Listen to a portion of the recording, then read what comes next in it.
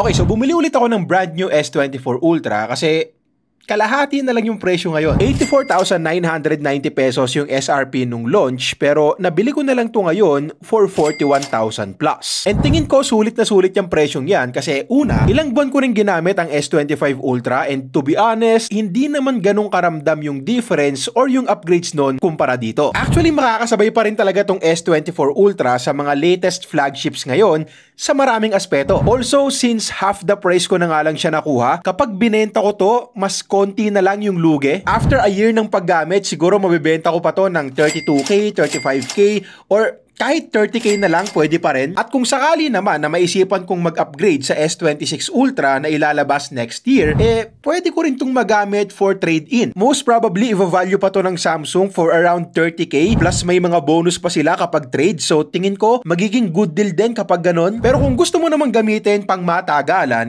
pwedeng-pwede pa rin since 7 years yung software update policy na pangako ng Samsung dito. So, makaka-receive to ng software updates hanggang 2031 at kung magagamit mo nga to hanggang ganung taon, panalo na tayo doon.